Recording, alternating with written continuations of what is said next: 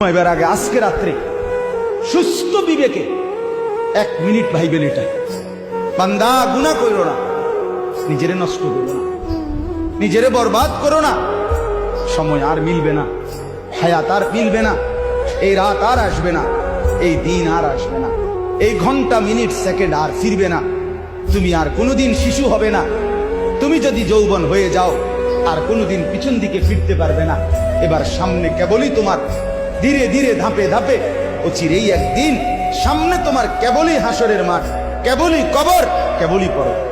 আমার বান্দা, সময়গুলো আমার, আমি চাই আমার দেওয়া এই সময়গুলোতে তোমরা জুলুম করে, নাফরমানি করে নিজেকে বরবাদ করো, জেরে নষ্ট করো।